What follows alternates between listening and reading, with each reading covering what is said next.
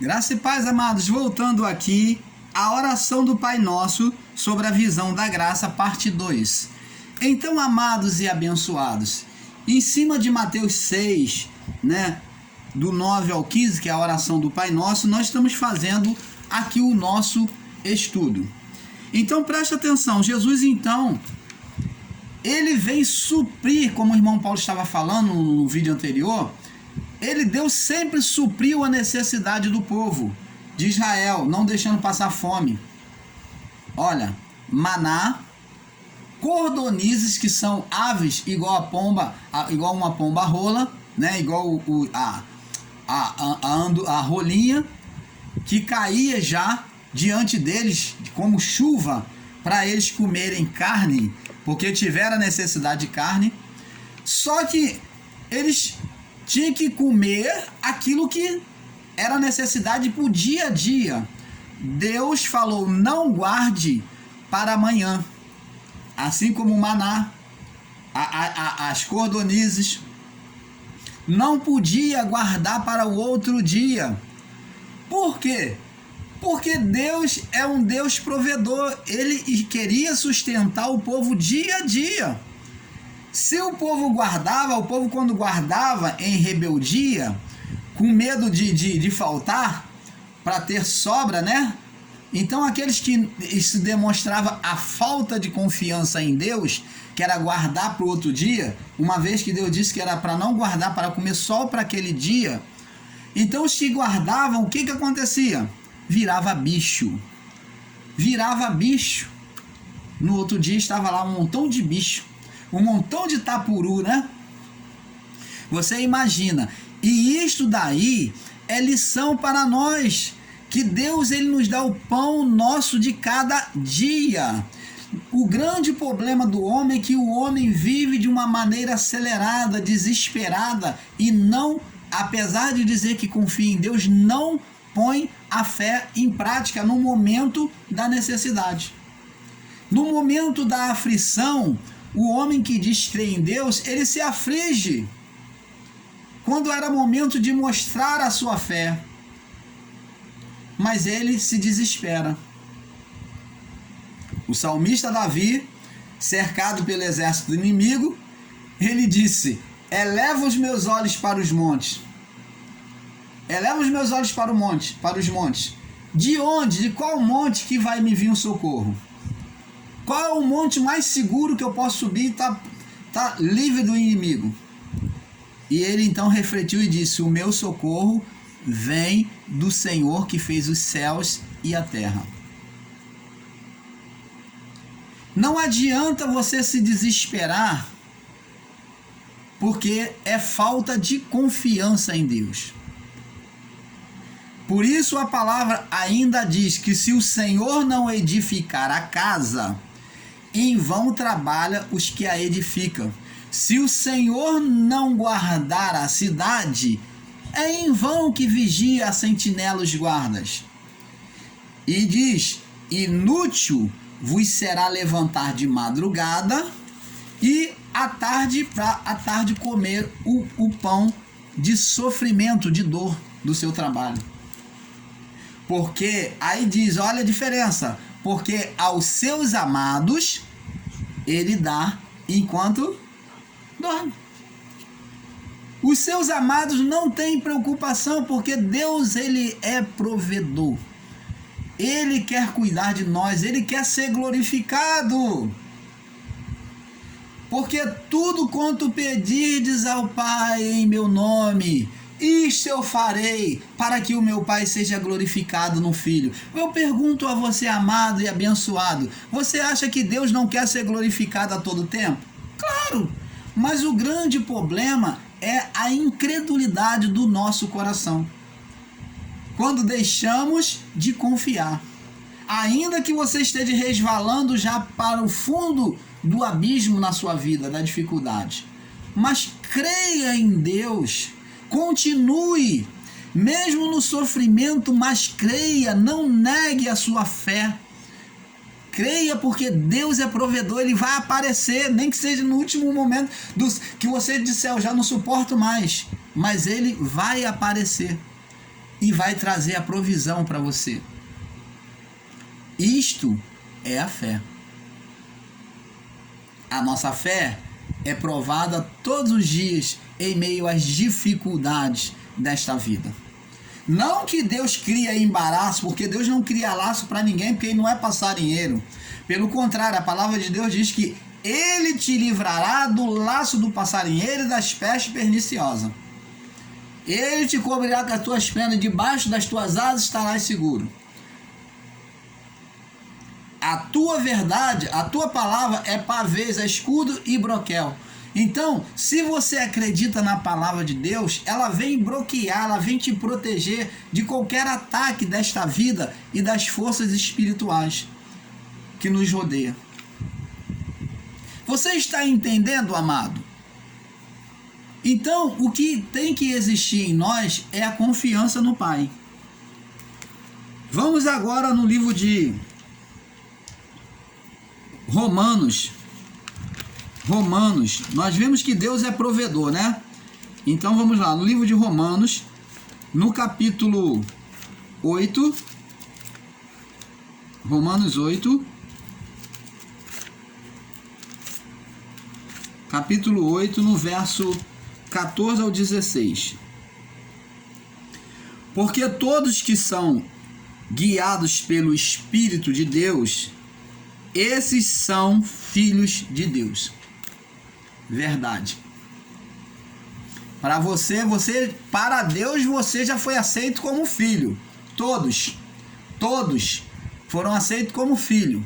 Mas nem todos têm vivido como filho de Deus, porque não têm buscado ser guiado pela palavra, pelo Espírito de Deus, pela confiança em Deus. Não estão vivendo o reino de Deus, estão vivendo o reino da carne. E no reino da carne, no reino adâmico, no reino do diabo, que é Adão, da carne, você vai estar sempre inseguro, vai estar com medo, se escondendo atrás das árvores, como Adão. Ouvi a tua voz soar no jardim e tive medo, porque estava nu. Então, quem vive o reino adâmico não tem uma fé perfeita. Se você viver o reino da carne de Adão, você vai ter uma fé imperfeita, vai viver se escondendo, vai viver se sentir sozinho, quando na verdade Deus já fez a cada um de vocês filhos. Então tá aqui, ó. Porque se sois guiados pelo Espírito de Deus, e os que são guiados pelo Espírito de Deus, esses são filhos de Deus, porque não recebeste o espírito de escravidão, de servo, não recebeste o espírito de escravidão, de servo. Você que diz que é serva do Senhor, não. Deus não te aceita como serva. Deus não te aceita como servo. Deus te aceita como filho, porque não recebeste espírito de escravidão, para estares outra vez em temor, mas recebeste o espírito de adoção. Fomos adotados pelo qual clamamos, Abba, Pai. Olha que maravilhas. Porque o próprio Espírito porque o próprio Espírito testifica com o nosso Espírito que somos filhos de Deus. Viu que maravilha, amados? O Espírito testifica com o nosso Espírito, somos filhos de Deus. Então o que temos que fazer? É pedir o Pai o pão de cada dia. Ah, mas irmão Paulo, e essas pessoas que pedem a Deus carro, casa própria? Esse espírito é o espírito do mundo.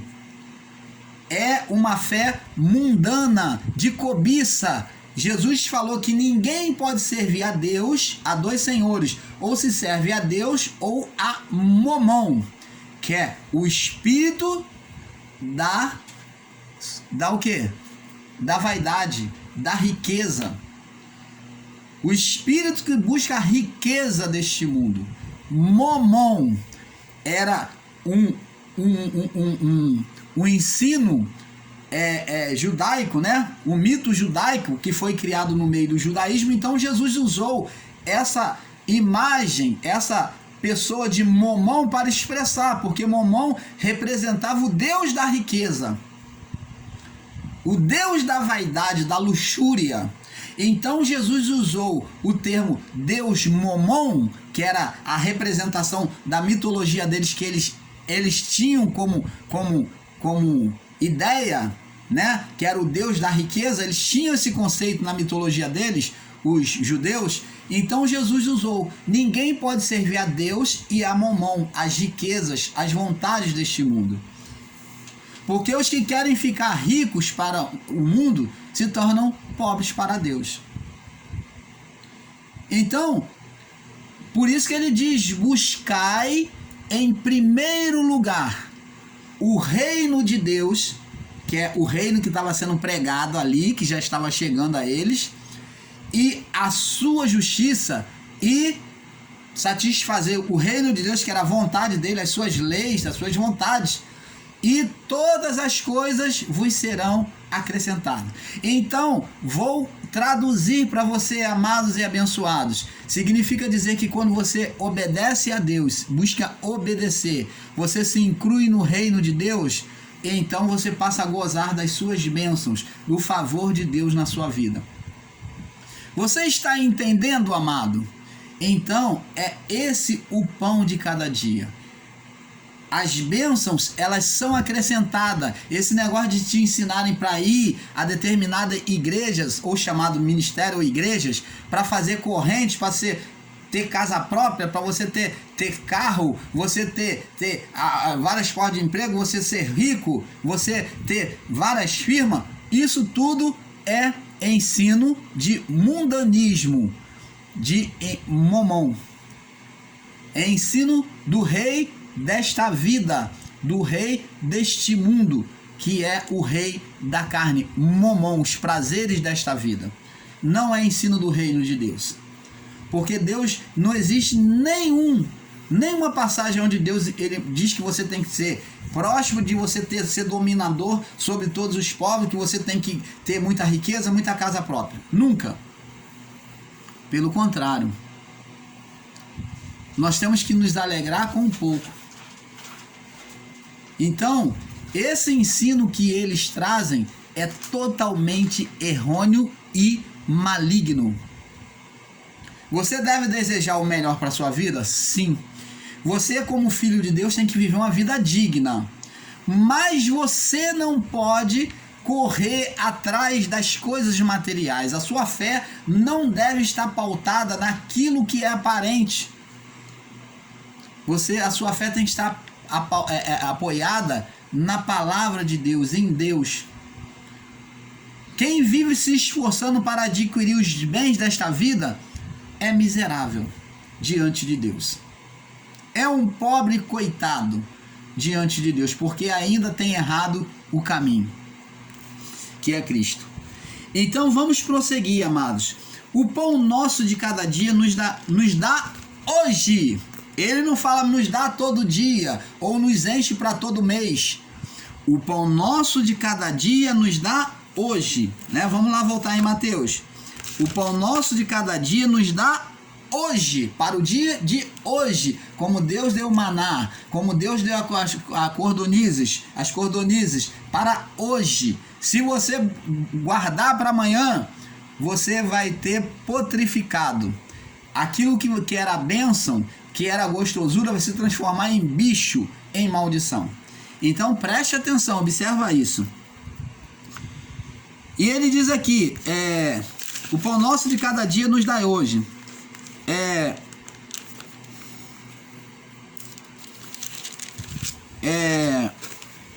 Verso 12. E perdoa as nossas dívidas, assim como nós perdoamos aos nossos devedores.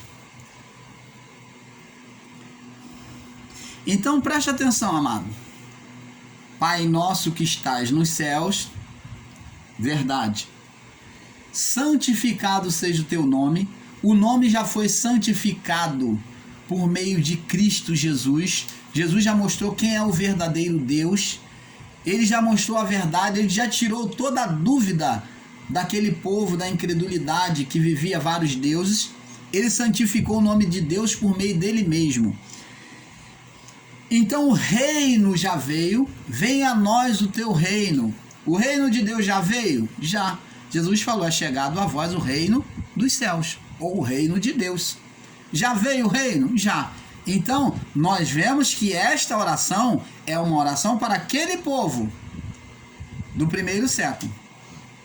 O reino já veio.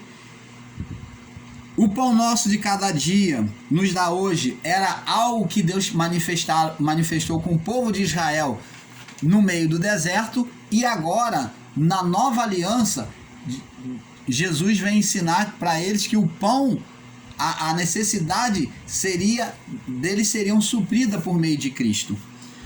E diz aqui, verso 12: perdoa as nossas dívidas, assim como nós perdoamos aos nossos devedores. Então está aqui, essas dívidas, ou perdoa os nossos pecados. Não existe mais dívida espiritual. Cristo, ele rasgou, Paulo diz que ele rasgou toda a cédula, ele rasgou a cédula que era contra nós. A cédula de condenação, que era a dívida, foi rasgada, aonde sentenciava o homem ao juízo eterno. Ela foi rasgada. Rasgada sim, o termo no sentido literal, rasgada, mas esse rasgar a cédula é cumprir a condenação nele mesmo. Ele retirou, não há mais condenação contra a criação. Por isso que você não tem mais pecado. Se você ora a oração do Pai Nosso, perdoa as nossas dívidas, assim como nós perdoamos aos nossos devedores, você está dizendo que você ainda tem dívida, que a cédula não foi rasgada, que a condenação de Deus contra a criação ainda está de pé. Você está vendo como a oração do Pai Nosso hoje, ela é totalmente contrária? Então, se após o juízo, se as pessoas vêm orando o Pai Nosso, ela vem confessando uma oração que não é para ela, era para aquele povo. E é contrária, é negar o reino de Deus, é negar que a condenação foi tirada, que a cédula não foi rasgada de dívida. Perdoa as nossas dívidas, assim como nós perdoamos aos nossos devedores. Preste atenção, vamos lá. Aqui no capítulo 5, diz aqui.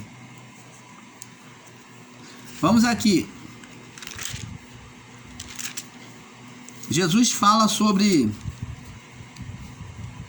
a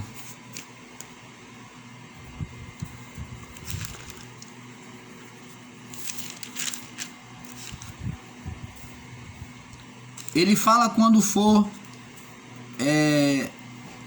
oferecer a oferta, ele diz assim: quando fordes oferecer a oferta no altar e tiveres algo contra alguém, ou alguém tiver algo contra ti,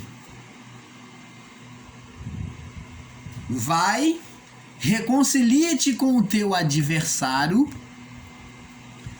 e depois então oferece a oferta no altar, para que o teu adversário não te entregue ao juiz e sejas encerrado na prisão. Então, o que Jesus estava dizendo? Estava falando do conceito de um ser, uma criatura, um homem perdoar o outro homem antes de oferecer a oferta diante de Deus. Por quê? Porque oferecer a oferta a Deus em condenação só traria um juízo contra a própria pessoa. Então, aqui por isso que ele ensina: perdoa as nossas dívidas, assim como tenho perdoado os nossos devedores. Lembra da passagem do mordomo infiel que não perdoou? Que ele foi perdoado pelo seu senhor, mas ele não perdoou a dívida dos seus trabalhadores? Então, tem a passagem do mordomo infiel, que é a mesma coisa. Então, na oração do Pai Nosso, agora Jesus vem ensinar: perdoa as nossas dívidas, assim como temos perdoado os nossos devedores. Mas nós não temos mais condenação. E ele diz aqui, no verso 13: não nos conduza à tentação. Não nos conduza à tentação. Preste atenção, amados e abençoados. A ideia que aquele povo antigo do primeiro século tinha é que quando a pessoa passava por uma situação difícil e não mudava, era Deus que estava castigando. Lembra de Jó? Por exemplo, Jó, quando perdeu tudo, olha o que Jó disse. Preste atenção, existe verdade nas palavras de Jó? Sim, mas não verdade absoluta. Jó, quando perdeu tudo, perdeu casa, perdeu os filhos, as filhas, as riquezas foram saqueadas. Então, na sua primeira perda, Jó falou assim: o Senhor deu, o Senhor tomou, bendito seja o nome do Senhor. Então, o que Jó estava dizendo, de uma forma literal, é que Deus era soberano sobre tudo. Isto é verdade? A oração dele foi verdade? Sim. Mas, no entendimento de Jó, presta atenção, Jó achou que foi Deus quem atacou a ele. Jó considerou que foi a mão de Deus que tocou nele e não foi a mão de Deus. Nós vemos que o ser levantado, criado por Adão, o ser espiritual que veio reinar sobre a criação, criado por Adão, ele, que é chamado Satanás, ele é quem pediu permissão, que falou mal de Jó, falou que Jó só obedecia a Deus por interesse. Então Deus, ele falou: toca nele para tu ver se ele não vai blasfemar de ti. E Deus tocou? Foi Deus quem tocou? Não, Deus falou: então tu vai lá, você pode tocar. Não foi Deus quem tocou. Deus falou: vai lá, então pode tocar. Deus autorizou, confiando no seu servo. Mas não foi Deus que tocou. O ser Satanás, ele pediu a Deus que tocasse para Deus ver que Jó era mentiroso. Mas Deus confiava em Jó e ele falou: vai lá então, você pode tocar, porque eu creio no meu servo. Você está entendendo, amado? Então, para Jó, no conceito dele, ele entendia que era Deus quem tocava. Por isso que Jó tinha um medo extremo, um cuidado extremo de sacrificar o tempo todo, sacrifício para tudo, para Deus purificar os seus filhos, caso tivesse cometido algum pecado. Então, preste atenção, com todo o cuidado de Jó, ainda assim, o mal veio sobre a sua família. Ele perdeu tudo. Todo o zelo que ele tinha, todo o cuidado, toda a preocupação que ele tinha, aconteceu. Por isso ele disse: porque naquilo que temia, aquilo que temia me sobreveio. Ele temia o quê? A família ser tocada, ser sentenciada, para o entendimento dele por Deus, mas não foi Deus. Então, no entendimento dele, que se os filhos tivessem algum pecado, a qualquer momento Deus podia tirar tudo e tirar a vida deles. Por isso que ele pronunciou: porque naquilo que eu tinha medo, me sobreveio. O que eu receava, o que eu tinha receio de acontecer, cuidado para não acontecer, aconteceu. Você está entendendo, amado? Então Jó, com todo cuidado, ele tinha um entendimento errado de Deus. Por isso é que Deus permitiu Jó trilhar esse caminho de sofrimento, para que Jó conhecesse a Deus mais de perto.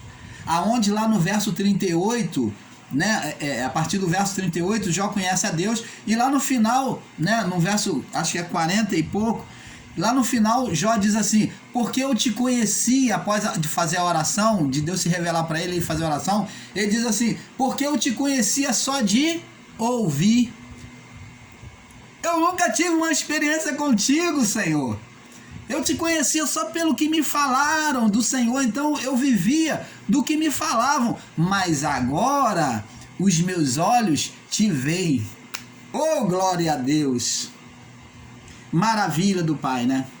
Então, Jó teve que... Deus uniu o útil ao agradável, permitiu aquela situação para se revelar a Jó, para tornar ele mais perfeito ainda. Jó passou no fogo como ouro, foi apurado por Deus. Então, amados, o entendimento de Jó acerca de Deus era errôneo, apesar de ser um homem íntegro, fiel a Deus, mas a imaginação de Jó acerca de Deus estava totalmente equivocada. Ele via um Deus condenador, um Deus que se desse uma vacilada ia punir ele, e não foi Deus. Nós vemos que o personagem Satanás é que pede, que era o dominador deste mundo, o Deus deste mundo, o príncipe deste mundo, foi que pediu na legalidade de quê? Porque ele viu o medo no coração de Jó. O medo, a insegurança, de perder, é que fez com que Satanás o acusasse, o condenasse. Você está entendendo, amado? Então, amados e abençoados, não nos conduz à tentação. Deus, como o apóstolo Tiago diz, vamos lá no livro de Tiago, capítulo 1, Tiago, capítulo 1, diz aqui, verso 13: ninguém ao ser tentado diga, de Deus sou tentado, como Jó considerou. Jó considerou que era Deus que estava tentando ele. Errado, Ele tinha o entendimento errado. Ninguém ao ser tentado diga, de Deus sou tentado, porque Deus não pode ser tentado pelo mal e a ninguém tenta. Mas como é que isso acontece então? Por que acontece? Agora o Tiago vai explicar. Mas cada um é tentado quando é atraído e é engodado pelas suas próprias vontades carnais, concupiscências. Depois das concupiscências, das vontades da carne, ter concebido, ter se completado, ela dá a luz ao pecado. E o pecado, ela vem à prática. E o pecado sendo consumado, o pecado sendo praticado, no seu tempo, vai vir a morte, a sentença. Então, amados e abençoados, você que vive na prática da carnalidade e você acha que nada te acontece, preste atenção, o que o apóstolo Tiago diz é que tem o tempo, tem o tempo. Quando ele vai haver concebido, quando der a luz ao pecado, vai gerar a morte. A sentença, o juízo vai vir sobre você. Então, se você vive na prática da carnalidade, ainda está em tempo de você sair. Deus, ele dá um tempo. Então, há o tempo. E o juízo é na carne, no corpo. Então, Deus não tenta ninguém. Deus não tenta ninguém. Hoje, o juízo é pela própria carne. Os espíritos gerados pela carne é que vêm condenar, reprovar o homem. Porque quando vivemos a carnalidade, geramos demônios. Porque vivemos o mundo adâmico, o reino de Adão, o reino da carne, o reino do diabo, da manifestação da carne. Quando vivemos o reino de Deus, Paulo diz em Romanos 8, nenhuma condenação há para os que estão em Cristo Jesus, que não andam segundo a vontade da carne, mas segundo a reta justiça. Você está entendendo, amado? Se você vive o reino de Deus, não há condenação, nunca vai haver. Mas se você viver o reino da carne, o reino adâmico, assim como Adão sofreu condenação, você também vai sofrer a condenação no corpo pelos espíritos de oposição que você levanta no corpo, na carne. Você está entendendo, amado? Então, não nos conduz à tentação. mas livra-nos do mal. Deus conduz alguém à tentação? Não. Deus não é tentador. Como muitos ensinam aí que Deus predestinou a pessoa para sofrer, que Deus predestinou para morrer, é Ele que faz a morte da pessoa, morreu porque Deus quis. Aconteceu um acidente, foi porque Deus quis. Ora, aí eu pergunto a você, seria isso verdade? Um motorista está lá com uma imprudência no celular, vamos dizer, de caminhão, e o outro vem no seu carro de passeio com a sua família, e o outro na sua imprudência, que é carnalidade, que é obra da carne, vem no celular despreocupado, naquela conversa, muitas das vezes falando abobrinha, e de repente lança o caminhão sobre o carro de passeio. Eu pergunto a você, isso foi Deus? Foi Deus que fez assim? Porque tem pessoas em graça que diz que tudo é Deus. Foi Deus? Que Deus é esse? Que Deus maligno é esse? É vontade de Deus o homem se suicidar? Ah, foi Deus, irmão, é Deus. É porque Deus que quis assim, que botou na mente dele que ele deveria se suicidar. Hã? Que ensino é esse? Da onde saiu isto? De que evangelho que saiu o ensino desse? Ridicularizando Deus, colocando Deus como um Deus ditador, um Deus irracional. Não. Aprenda o seguinte, o canal Luz da Graça vai te ensinar. Deus não se intromete nas coisas desta vida. Eu vou ser agora um pouco grotesco com vocês no ensino, você pode até rir, mas eu vou cantar aqui um pagode que é cantado e é verdade. Existe um pagode que diz que tudo que se faz na vida se coloca Deus no meio, Deus já deve estar de saco cheio. E é verdade, porque tudo atribui a Deus, as responsabilidades, tudo a Deus, e Deus não se move, porque se Deus ele fosse se mover, vamos ver, em relação à criação, existe casos específicos em que Deus se manifesta para salvação, pelo propósito dele. Existe salvação em vidas para o propósito de Deus. Existe propósito. Existem crianças aí que chegam à beira da morte, mas Deus resgata. Mas nem tudo é Deus. A vida tem o seu curso, como o leito do rio. Então, existem crianças que já nascem defeituosas, existem crianças que morrem. Se é Deus, meu amado, você que ensina isso, que Deus é esse que não salva? Por que um é merecido, o outro desmerecido? Não, é porque Deus não se intromete no curso da vida. Ele criou, e quando ele criou, ele viu que tudo era bom. Ele criou o perfeito. Agora, a vida tem o seu curso. Vai haver no curso da vida coisas perfeitas, coisas belas, mas também vai haver sempre coisas terríveis, vai haver deformações, como até houve no início da história do entrosamento dos anjos com os homens, que criou gigantes, seres deformados, seres híbridos. Isso aconteceu no passado. Por que então Deus não impediu de nascer esse hibridismo? Essas vidas híbridas da mistura dos anjos, por que Deus não tirou eles antes mesmo de acontecer?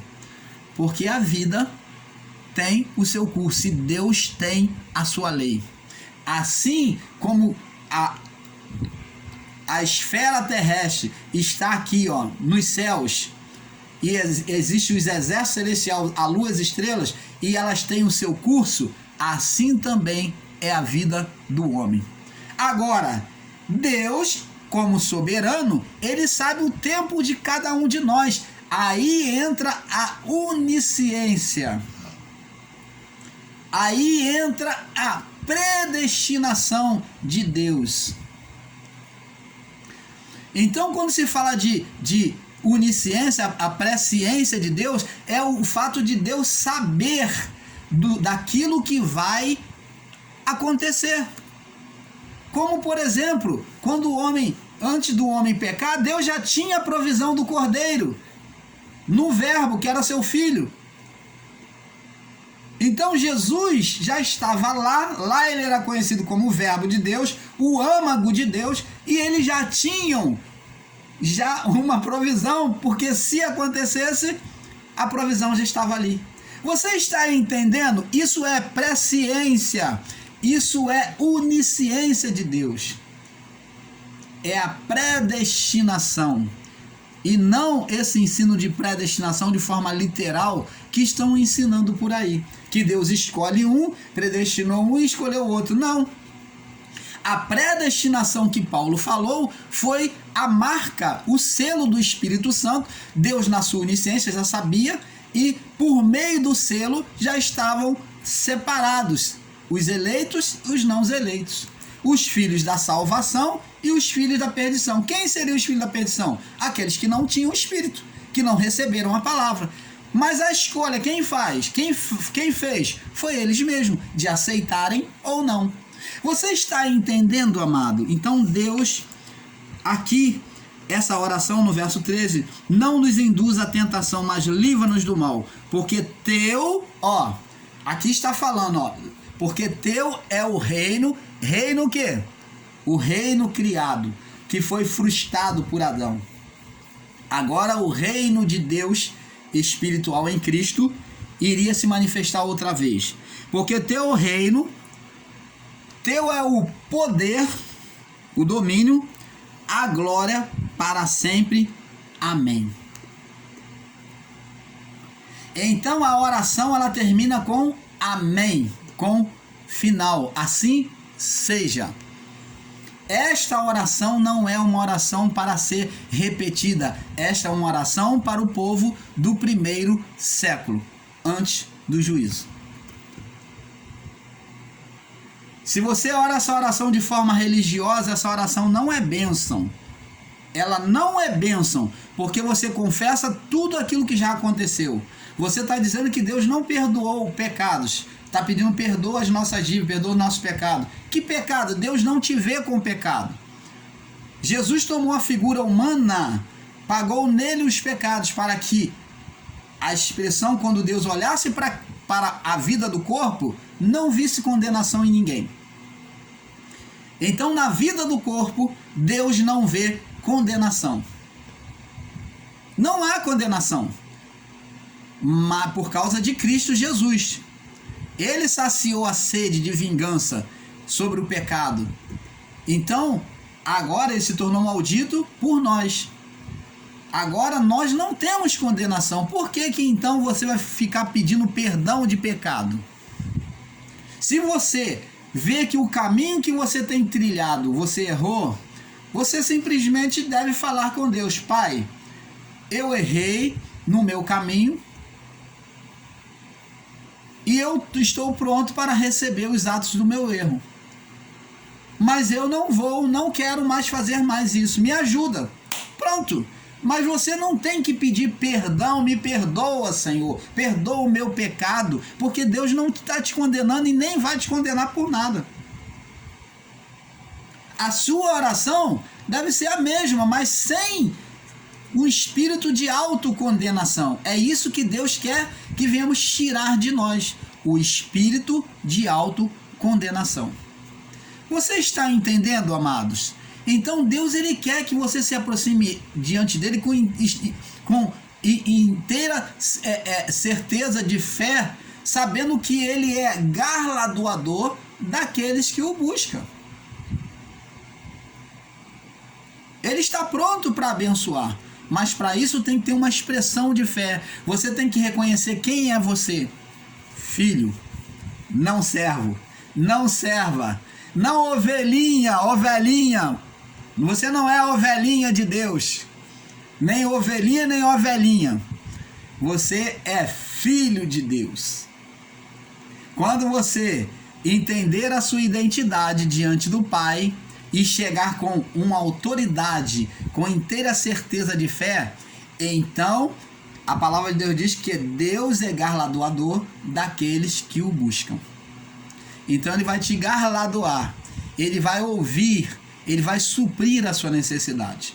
Até porque Paulo, o apóstolo, diz que nós não sabemos orar como convém, porque o Espírito intercede por nós com gemidos inexprimíveis. Oh, que maravilha! Você precisa de mais o quê? Se você tem o Espírito de Deus dentro de você. Não precisa ninguém estar botando a mão na tua cabeça. Não precisa copo d'água. Não precisa sal grosso. Não precisa pano. Não precisa fitinha. Não precisa rosa. Óleo, chamado óleo ungido. Óleo o quê? Hã? O ungido já veio, meu amigo. O ungido já morreu na cruz.